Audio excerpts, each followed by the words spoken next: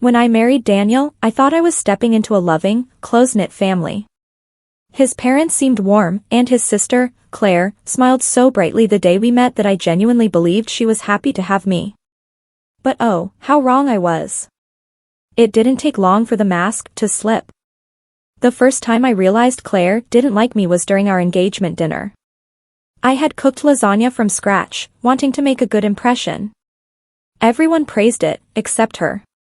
She looked at me with that fake smile and said, "It's nice, for someone who didn't grow up in a family like ours." Her tone stung. I laughed it off, pretending I didn't hear the condescension. But inside, I was hurt. What did she mean by a family like ours? At the time, I thought she was just protective of her brother. But soon, her behavior became impossible to ignore. After Daniel and I got married, we moved into a house just 10 minutes away from his parents. Claire visited constantly. She'd criticize everything, from how I decorated to the meals I cooked. One day, she walked into our living room, looked around, and said, "This place doesn't feel like part of our family. It's different. Cold."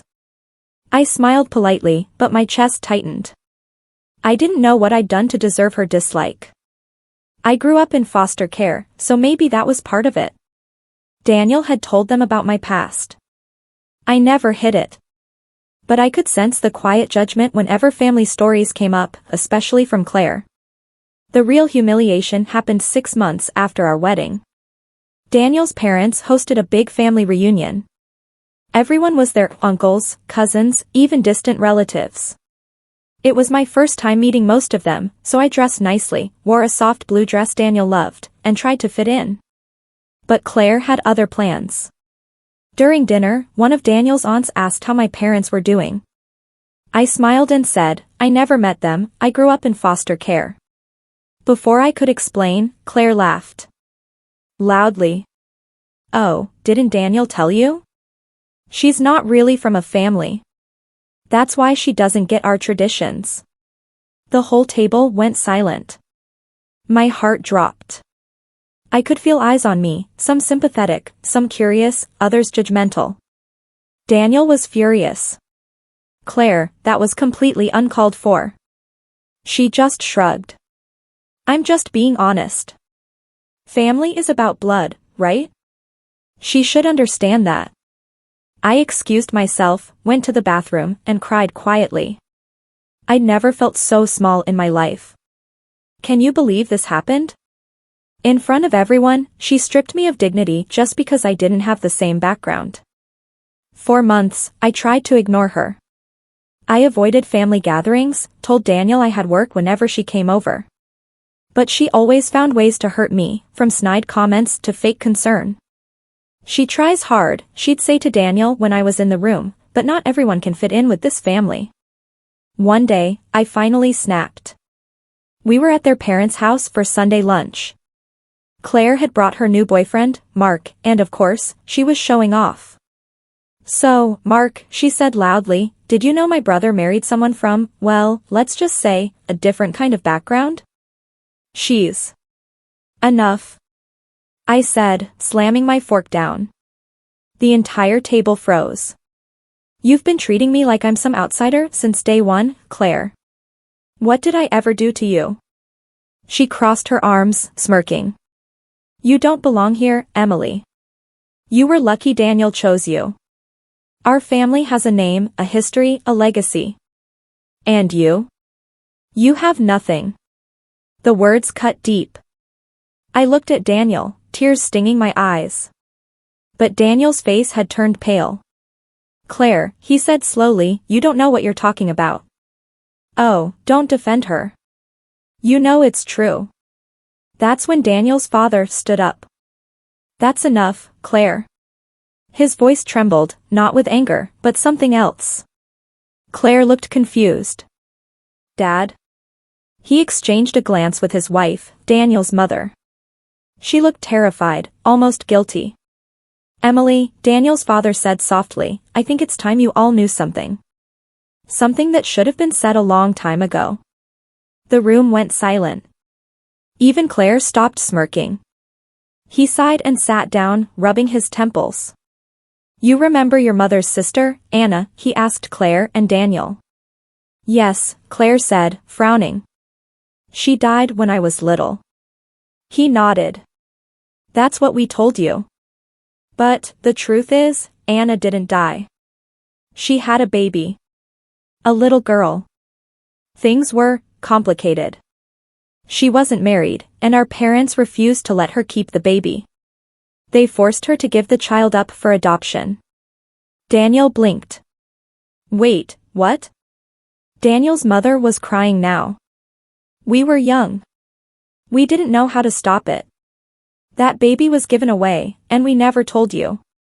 Her name was Emily. The world froze. I stared at them, my heart pounding so hard I thought I'd faint. What are you saying? I whispered. Daniel's father looked straight at me. You are Anna's daughter, Emily. Your family, our blood. Claire's jaw dropped.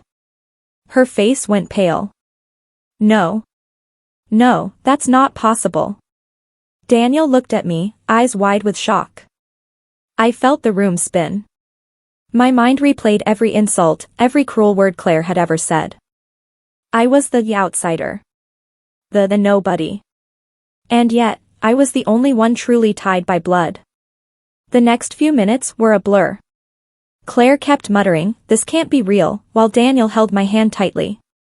His mother explained everything. They'd kept in touch with the orphanage secretly.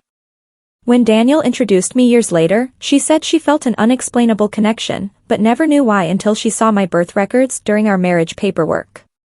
She'd been terrified to tell anyone. I sat there in shock, tears streaming down my face.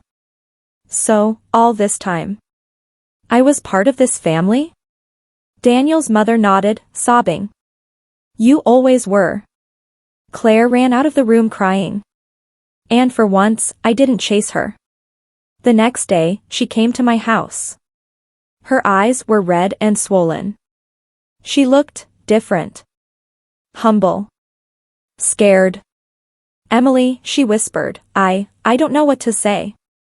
I was so horrible to you. I didn't answer. I thought you were beneath us. I thought you didn't belong. And now, she broke into tears, you're more family than I'll ever be. Her words echoed in the room. I should have felt satisfaction. Revenge. Vindication. But what I felt was something else, sadness. Because no amount of truth could erase the pain she'd caused. I never wanted to replace anyone, I said quietly. I just wanted to be accepted. She nodded, sobbing harder. I'm so sorry. I'll never forgive myself. From that day on, everything changed. Daniel's parents tried to make it right. They shared photos of my mother, Anna. Turns out, I looked just like her, same eyes, same smile. They invited me into family events, not as Daniel's wife, but as Emily, their niece, their own flesh and blood. But I couldn't forget the humiliation, the years of exclusion. Healing takes time. Claire eventually became distant. She'd smile politely at gatherings, but her guilt hung in the air like a shadow. Sometimes, I wonder if karma's quiet. Maybe revenge isn't about shouting or punishing, it's about truth finding its way to the surface, no matter how deeply it's buried. Because the truth did come out. And it changed everything. A few months later, I visited my mother's grave for the first time. Daniel came with me. I placed flowers on her tombstone, whispered softly, I found them, Mom. They finally know. Tears rolled down my cheeks, but for the first time, they weren't tears of pain. They were release. Claire called me that night. She said she wanted to start over, to build something real this time. I told her, forgiveness isn't easy, but I'll try.